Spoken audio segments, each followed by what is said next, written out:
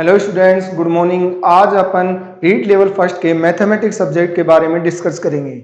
यहाँ पर अपना जो सिलेबस है वो 6 यूनिट में डिवाइड किया गया है और 6 यूनिट में अलग अलग टॉपिकों के बारे में डिस्कस करेंगे और क्रमवार अध्ययन करते हुए चलेंगे। फर्स्ट यूनिट से लेकर 6ठी यूनिट तक अपने को चलना है। जहां अपने फर्स्ट यूनिट जो दे रखी है, अपनी फर्स्ट यूनिट जो है इसमें अपने को क्या क्या बताया है, पहले ये देखें आप। फर्स्ट यूनिट के अंतर्गत अपने को बताया है 1 करोड़ तक की पूर्ण संख्याएं, 1 करोड़ तक की पूर्ण संख्याएं। फिर अपने को बताया है स्थानीय मान, फिर अपने को बताया है तुलना और फिर बताया है गणितीय संक्रियाएं जिसमें जोड़, गुणा, बाकी, भाग और फिर बताया है भारतीय मुद्रा। यानी क्या क्या बताया है फर्स्ट यूनिट जो है इसके अंतर्गत अपने को बताया गया है। पहला तो 1 करोड़ तक की पूर्ण संख्याएं, 1 करोड़ तक की पूर्ण संख्याएं। देखिए 1 करोड़ तक की, 1 करोड़ तक पूर्ण संख्याएं। पहला तो क्या है 1 करोड़ तक पूर्ण संख्याएं। फिर दूसरा बता रखा है अपने को यहाँ पर स्थानीय मान। क्या बता रखा है? स्थानीय मान। फिर अपने को यहाँ बताया गया है तुलना, यानी इनकी तुलना करनी पड़ेगी अपने को एक बार जो भी होंगे। फिर एक शब्द अलग और लिखा गया अपने लिए यहाँ, गणितीय संक्रिया। गणितीय संक्रिया देखिए यहाँ गणितीय संक्रिया, और गणितीय संक्रिया में अपने को बताया गया है संक्रियाएं। क्या क्या बताया गया है? जोड़, बाकी, गुणा और भाग, ये अपने को बताए गए हैं। सही है। और जो लास्ट है वो यहाँ बताया गया है भारतीय मुद्रा। भारतीय मुद्रा ये जो है अपना फर्स्ट यूनिट के बारे में, इन टॉपिकों के बारे में अपन डिस्कस करेंगे। क्या बताया गया है फर्स्ट यूनिट में? 1 करोड़ तक की पूर्ण संख्याएं। फिर क्या बताया है? स्थानीय मान। फिर क्या बताया है? तुलना। फिर क्या बताया है? गणितीय संक्रियाएं जिसमें जोड़, बाकी, गुणा, भाग ये दे रखे हैं। इसी में अपना वो बोर्ड मास भी यही आ जाएगा। फिर बताया है भारतीय मुद्रा मतलब इंडियन करेंसी। इन टॉपिकों को बारे में अपन डिस्कस करेंगे। अब ये जो नाम अपने को फर्स्ट यूनिट में दिए गए इनको अपन 3 भागों में विभाजित कर देंगे। कितने भागों में विभाजित कर देंगे? 3। आपको एक बार सिलेबस का ज्ञान होना या नॉलेज होना कंपलसरी है, वो तभी जरूरी है क्योंकि अगर आपको सक्सेस होना है, सक्सेस नहीं होना तो बिना देखे भी अपन पढ़ सकते हैं कि भाई चलो मैथ है निकालना है, ऐसा जरूरी नहीं है। आप ये देखें आपके सिलेबस में क्या क्या है, तो सिलेबस ध्यान में रखना जरूरी है। तो यहां देखिए इसको अपन 3 कैटेगरी बना देते हैं। इसकी फर्स्ट यूनिट जो है, फर्स्ट यूनिट जो अपनी है यूनिट फर्स्ट, इसमें अपन पहली बना देते हैं संख्या पद्धति। क्या बना देते हैं? संख्या पद्धति। अब ये जो है ये इसको क्या कह देंगे अपन? Number system. और फिर दूसरा बता देंगे गणितीय संक्रिया। गणितीय संक्रिया, गणितीय संक्रियाएं, संक्रियाएं यानी mathematical operations. Mathematical operation, operations. सही है। फर्स्ट तो ये हो गया और दूसरा ये हो गया, और तीसरा जो है वो पढ़ेंगे भारतीय मुद्रा। क्या पढ़ेंगे? भारतीय मुद्रा। और भारतीय मुद्रा का मतलब हो गया इंडियन करेंसी।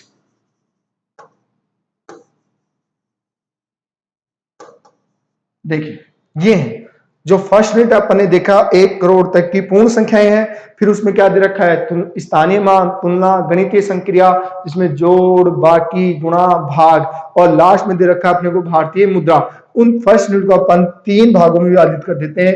एक तो हो गया नंबर सिस्टम, फिर दूसरी होगी गणितीय संक्रिया यानी मैथमेटिकल ऑपरेशंस, और थर्ड बना दिया है भारतीय मुद्राएं। तो फर्स्ट यूनिट को इन 3 भागों में करके अपन पढ़ेंगे। सही है। तो यहाँ पहली यूनिट जो है उसमें अपन ने क्या पार्ट बनाया है? संख्या पद्धति। तो इसको पढ़ते हैं। ठीक है।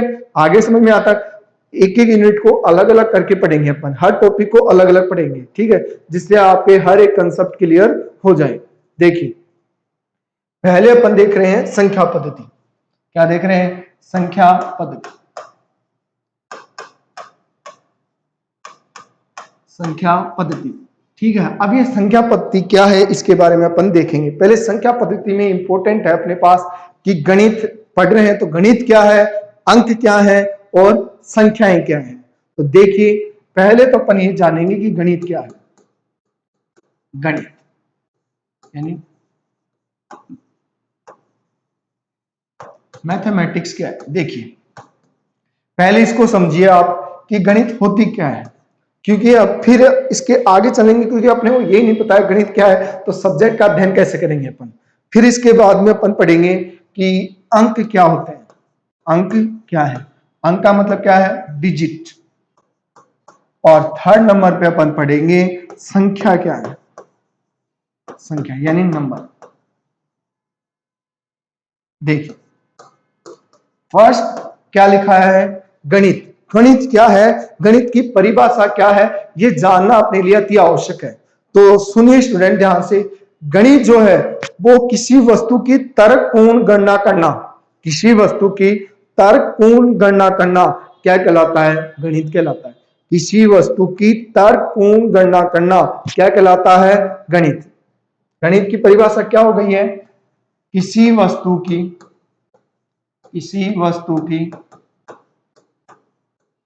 तर्कपूर्ण गणना करना गणित कहलाता है।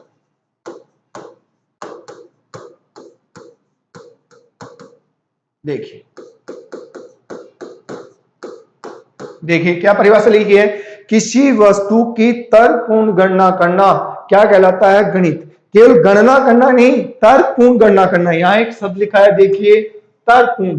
तर्कपूर्ण से तात्पर्य जो भी है वो लॉजिकल है, उसके पीछे रीजन होना चाहिए, लॉजिक होना चाहिए। इलॉजिकल चीज मैथ में शामिल नहीं की जाती है। यानी किसी वस्तु की अगर अपन तर्कपूर्ण गणना करते हैं तो वो क्या कहलाता है, गणित कहलाता है। सही है, और लॉजिक होना कंपलसरी है, बिना लॉजिक के गणित नहीं होती है। ठीक है, गणित क्या है, किसी वस्तु की तर्कपूर्ण गणना करना क्या कहलाता है, गणित कहलाता है। फिर अपने पास आता है अंक। क्या आता है, अंक। अंक क्या है, किसी वस्तु की गणना करते समय, किसी वस्तु की गणना करते समय जिन संकेतों का प्रयोग किया जाता है वह अंक कहलाते हैं। अंक क्या है, किसी वस्तु की गणना करते समय जिन संकेतों का प्रयोग किया जाता है वह क्या कहलाते हैं, अंक कहलाते हैं। जैसे एक बार समझें, किसी वस्तु की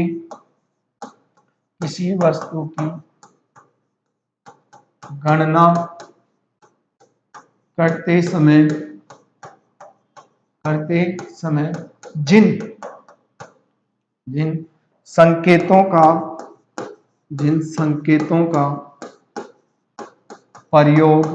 जिन संकेतों का प्रयोग किया जाता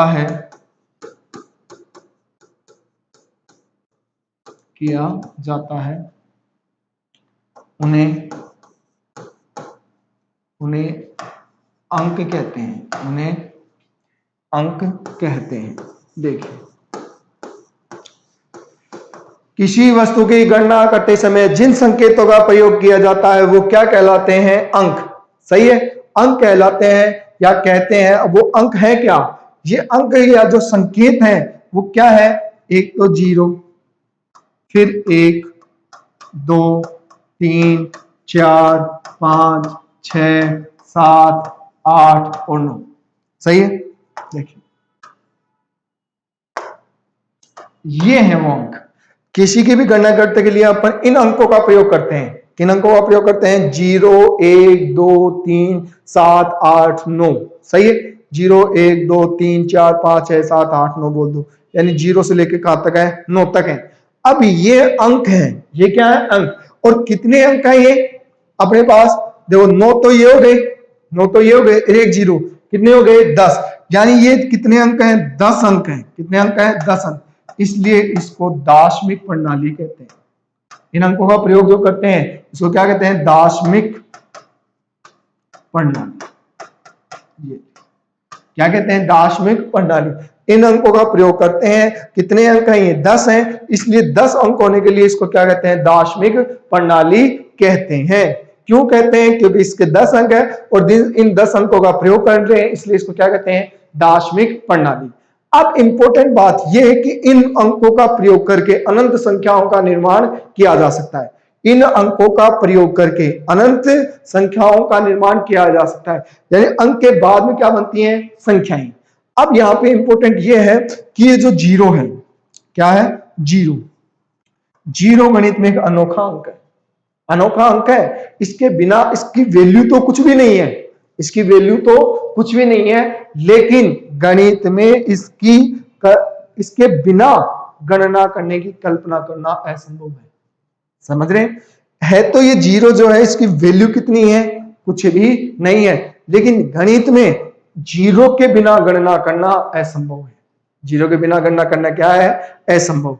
क्यों? जीरो इंपॉर्टेंट पार्ट है, बाकी इसकी जीरो की कोई वैल्यू नहीं है। लेकिन अगर किसी अंक से जीरो को 7 लिख दिया, जीरो के 7 लिख दिया जाए, यानी दाहिनी तरफ लिख दें, तो वो 10 गुना हो जाती है। जैसे 1 है, दाहिनी और जीरो लिख दो, 10 गुना हो गई। जैसे 20 है, कितना हो गया? 10 गुना हो गया। जैसे मैं लिख दूं 34 है, जीरो लिख दो तो कितना हो गया? 10 गुना हो गया। यानी किसी भी संख्या के दाहिनी ओर संख्या लिख देते हैं, जीरो लिख देते हैं, तो वो अपने आप में कितना गुना हो जाता है? 10 गुना हो जाता है। सही है? आ रही बात समझे? पहले गणित क्या है? किसी वस्तु की तर्कपूर्ण गणना करना गणित कहलाता है। फिर क्या है? अंक। अंक का तात्पर्य क्या है? किसी वस्तु की गणना करते समय जिन संकेतों का प्रयोग किया जाता है उन्हें अंक कहते हैं। ये अंक कौन से हैं? 0 से लेकर 9 तक। कितने अंक आ गए? 0, 1, 2, 3, 4, 5, 6, 7, 8, 9। 9 हो गए, लेकिन टोटल कितने हो गए? 10 अंक हो गए। 10 अंक होने के बाद वजह से इसको क्या कहा जाता है? इन अंकों के प्रयोग को दार्शनिक प्रणाली कहा जाता है। सही है? तो इन अंकों से कितनी संख्याओं का निर्माण किया जा सकता है? इन अंकों के संख्याओं के प्रयोग से अनंत संख्याओं का निर्माण किया जा सकता है। जीरो जो है गणित में एक अनोखा अंक है। क्या है? अनोखा अंक।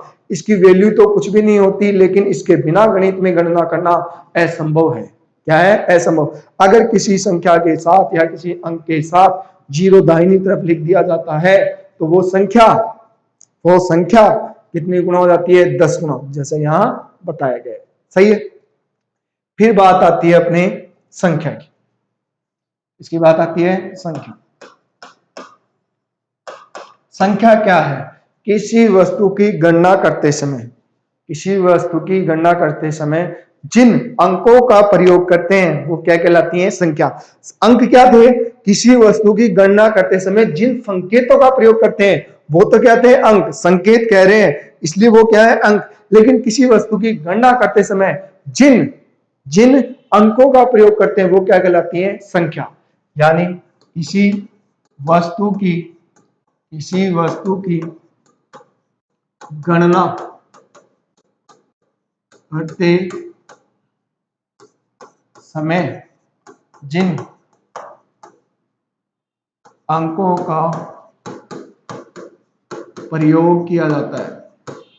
जिन अंकों का प्रयोग किया जाता है उन्हें संख्या कहते हैं। उन्हें क्या कहते हैं? संख्या।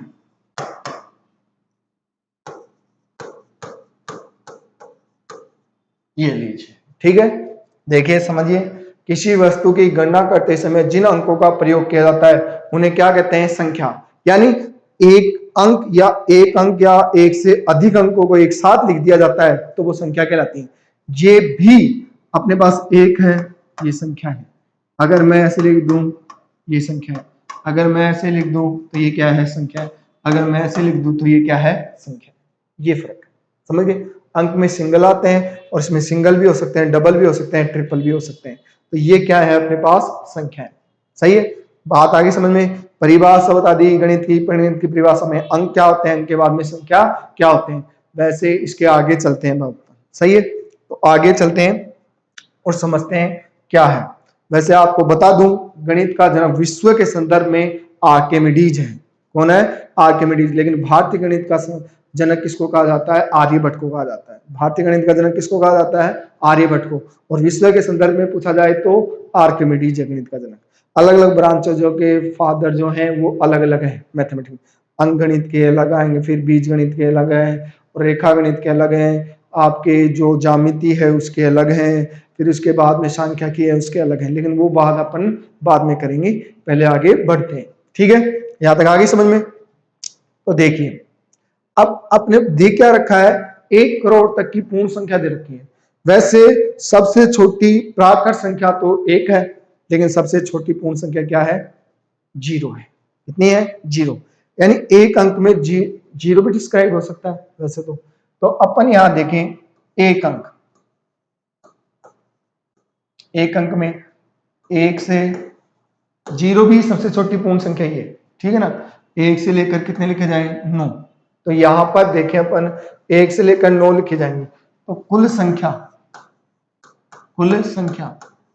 कितनी हो गई है, यहां पर 9 हो गई। सही है। फिर आती है 2 अंक की संख्या, 2 अंक। सही है, 2 अंक।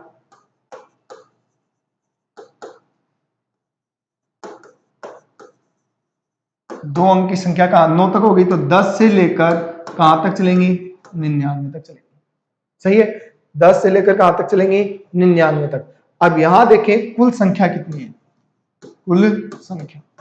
तो कुल संख्या एक तो आप समझ सकते हैं कि आपके 90 संख्या होंगी। कितनी होंगी, 90। कितनी आ जाएंगी, 90। क्यों, क्योंकि 10 से चल रहे हैं 99 तक, वो एक 9 हो गई, तो 9 वाली तो इधर आ गई और ये माइनस हो जाएंगी, तो कितने हो जाएंगे, 90 हो जाएंगी। यहां तक है। बाकी आपको बता दूं, किसी में भी अगर आपको पदों की संख्या निकालनी है, अगर कोई भी सीरीज और अगर आपको पदों की संख्या फाइंड करनी है, तो क्या कीजिए, आप यहाँ लिखिए अंतिम पद।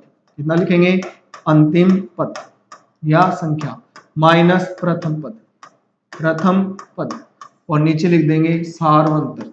यानी इन सभी पदों में अंतर कितना है, सार्व अंतर, सॉरी ये क्या, सार्व अंतर। देखिए सार्व अंतर अब इतना हो गया, और इसमें जो है वो 1 प्लस कर देते हैं। कितना जोड़ देते हैं, 1। जैसे यहां देखें 10 है, तो सबसे बड़ी संख्या तो कौन सी होगी, 99, और सबसे छोटी कौन सी होगी, 2 होगी, 10।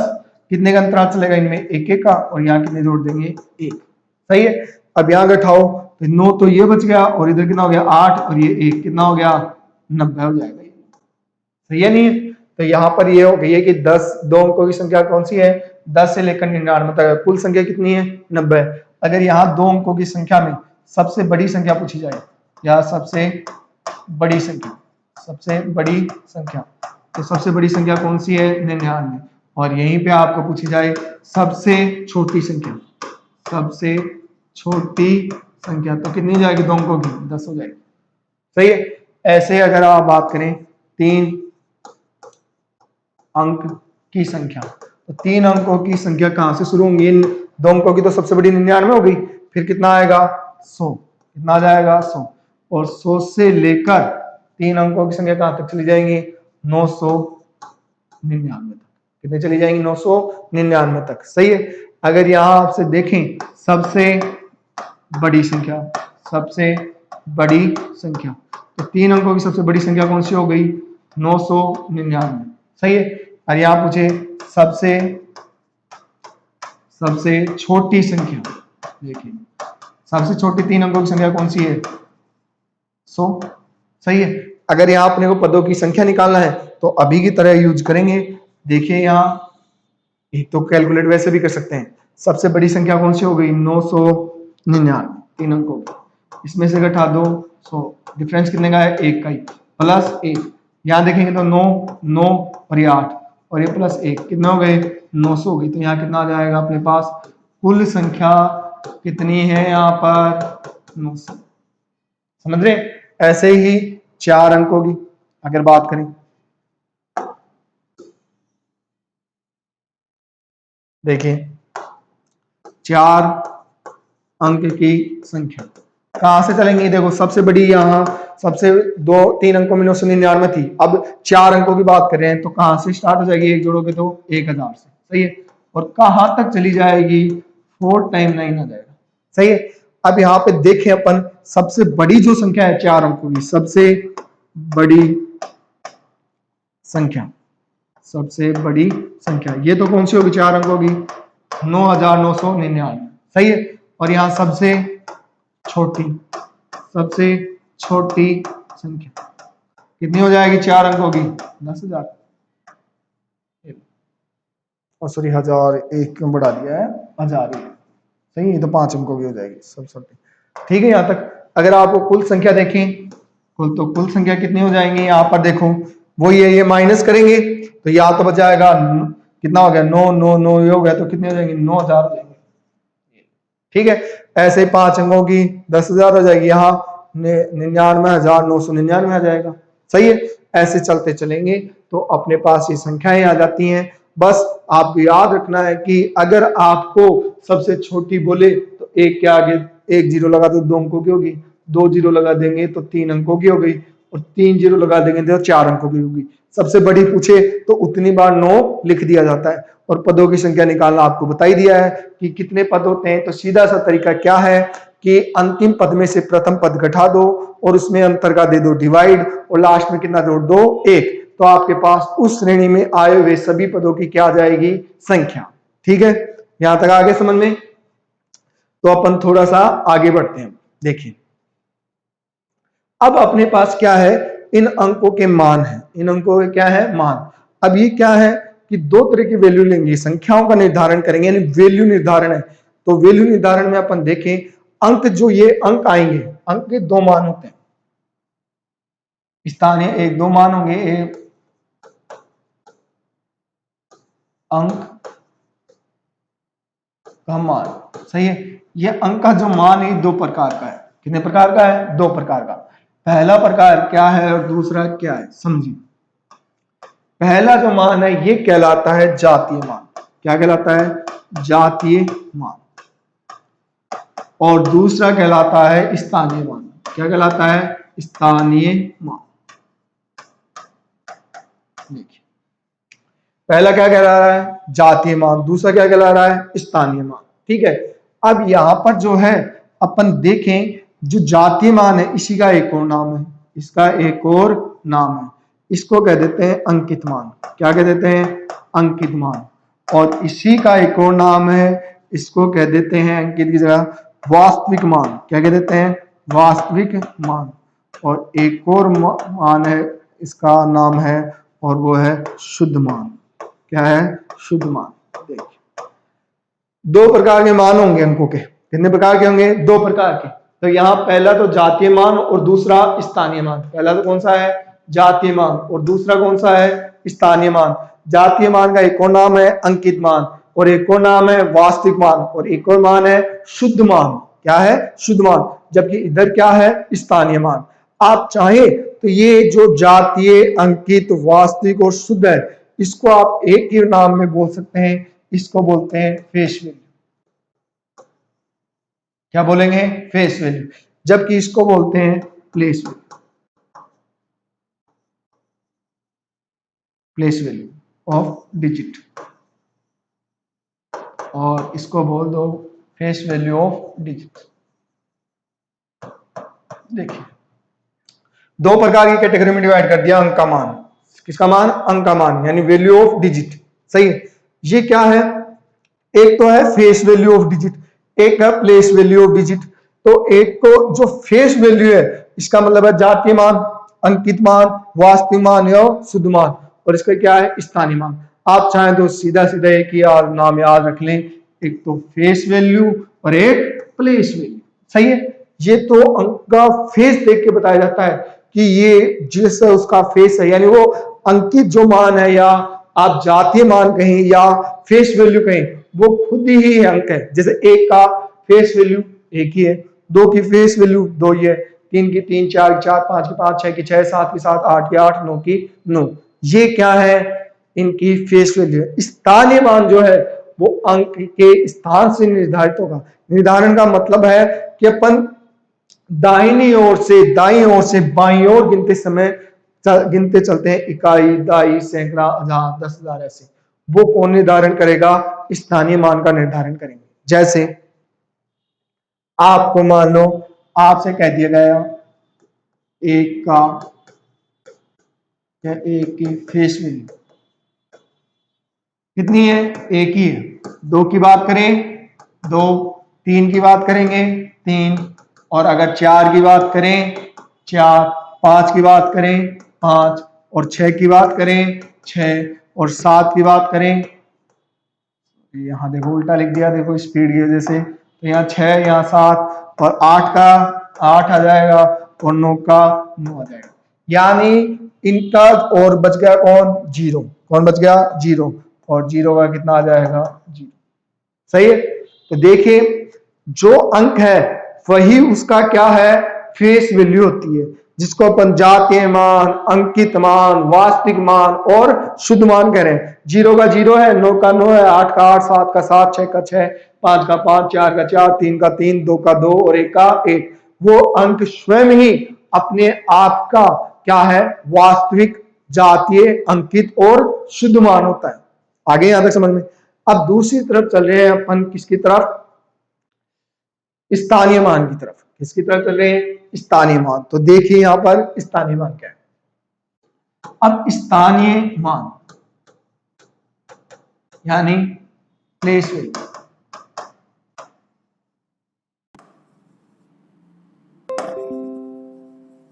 देखिए,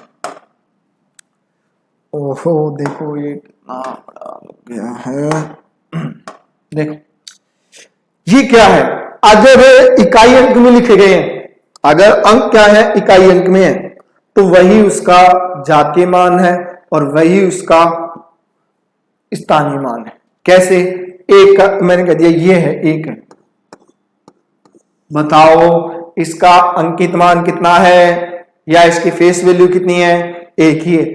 और इसकी प्लेस वैल्यू एक ही है। 2 की 2, 3 की 3।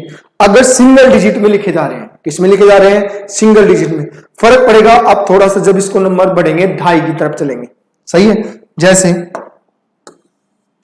मान लो आपको एक नंबर लिख दिया, ये एक संख्या है। सही है। पढ़े से ये इकाई, ये दहाई, ये सैकड़ा और ये हजार। सही है।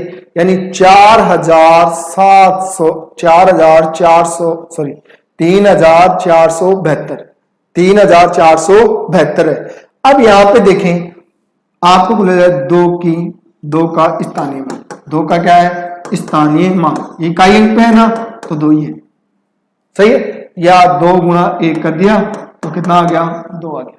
सही है। अब मुझे 7 का स्थानीय मान, 7 का स्थानीय मान, तो ये 7 है लेकिन ये इकाई दाई पे है और दाई का मतलब कितना होता है? 10। तो कितना हो गया? 70। सही है। फिर आया 4 का स्थानीय मान,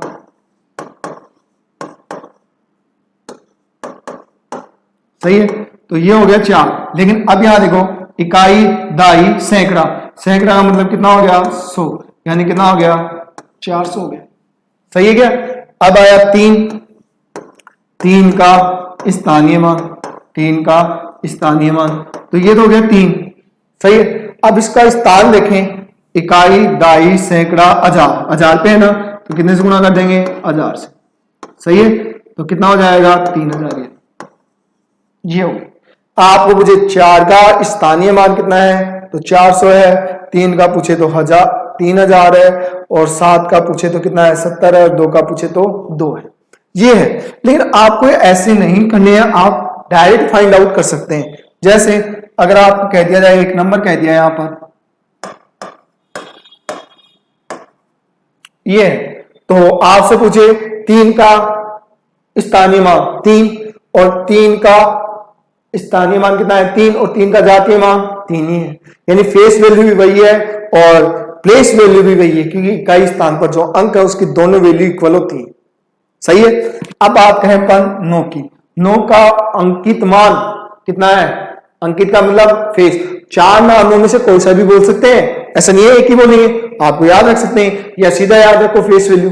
तो 9 की फेस वैल्यू तो कितनी है? 9 है। लेकिन इसका प्लेस वैल्यू यानी स्थानीय मान कितना हो गया? 90।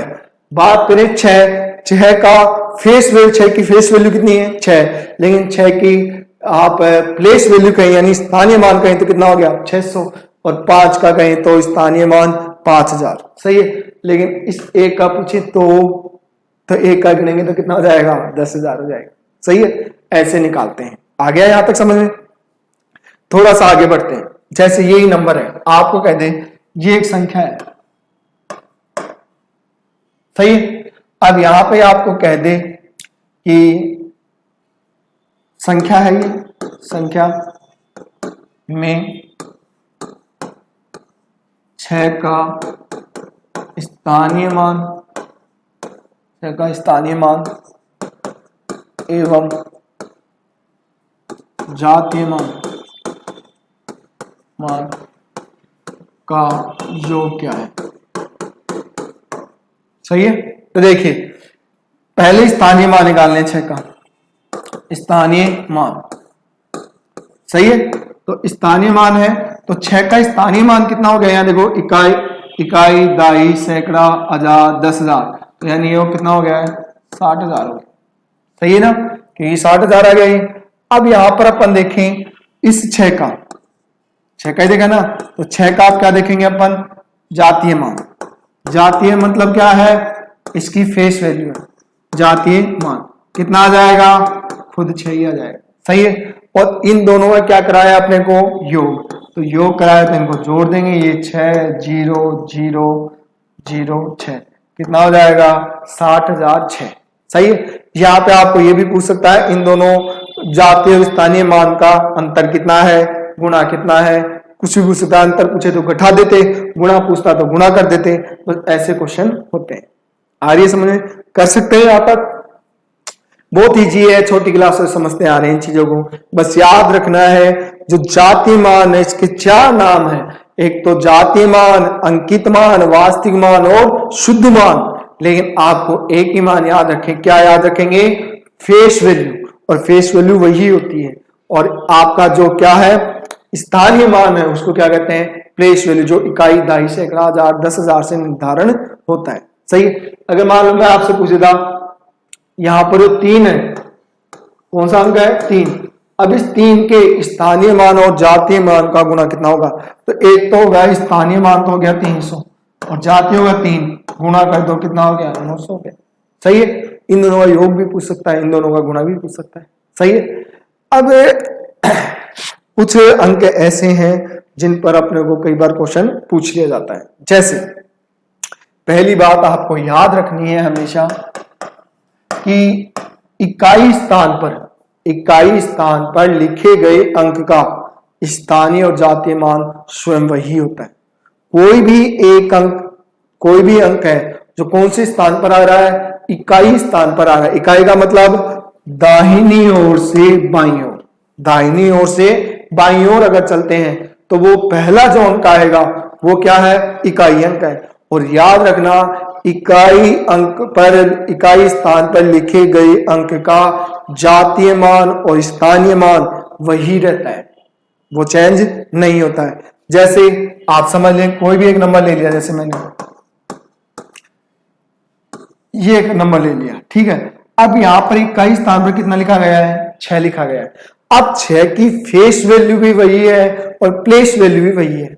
सही है। यानी अगर इसका 6 का अगर अपन देखें स्थानीय मान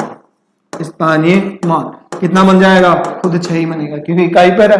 और अगर देखें 6 का अंकित मान यानी फेस वैल्यू तो कितनी आएगी, 6 ही आएगी। सही है नहीं है। तो यहां पर ये सेम होता है। याद ना, किसी भी अंक का अगर इकाई स्थान पर लिखा गया है किसी संख्या में तो उसका अंकित मान और स्थानीय मान वही खुद ही रहता है। आगे यहां तक समझ में।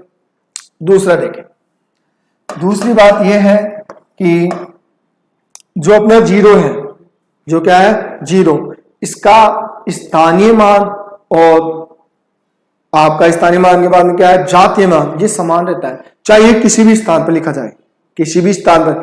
अभी तक तो यहां पर क्या बोला आपको, किसी भी अंक का किसी भी संख्या में जो अंक इकाई स्थान पर लिखा जाएगा उसकी फेस वैल्यू और प्लेस वैल्यू क्या है, वह खुद ही है। लेकिन 0 एक ऐसा अंक है जो किसी भी संख्या में किसी भी स्थान पर लिखा जाए तो उसकी प्लेस वैल्यू और फेस वैल्यू इक्वल होती है और वो कौन है, खुद 0 ही होता है। जैसे मान लो अपन ने एक संख्या ली, ये एक संख्या है। सही है। अब यहां संख्या में देखें 0 यहां पर है। सही है। अब 0 का आपको स्थानीय मान पूछे, 0 का क्या पूछे, 0 का स्थानीय मान खुद 0 ही है। सही है। और 0 का अंकित मान जीरो का अंकित मान खुद क्या है, जीरो है। यहाँ इकाई स्थान पर होना आवश्यक नहीं है, किसी भी स्थान पर हो जीरो का अंकित और स्थानीय मान क्या होता है, जीरो ही होता है। तो दो इंपॉर्टेंट बातें हैं यहाँ पर। पहली इंपॉर्टेंट बात क्या है, किसी भी संख्या में इकाई स्थान पर लिखे गए अंक की फेस वैल्यू और प्लेस वैल्यू वो खुद अंक ही होता है, सही है। दूसरी बात कि यह जीरो, किसी भी संख्या में जीरो जो प्रयोग किया जाएगा उसका स्थानीय और जातीय मान यानी प्लेस वैल्यू और फेस वैल्यू हमेशा जीरो ही होती है, इसके अलावा नहीं होती है। ठीक है, यहां तक आपको समझ में आ गया होगा। फर्स्ट यूनिट में अपन ने आज इतना ही डिस्कस करेंगे, बाकी का जो डिस्कशन है वो नेक्स्ट वीडियो में आएगा। और आप वीडियो को लाइक करें, शेयर करें और चैनल को सब्सक्राइब करें।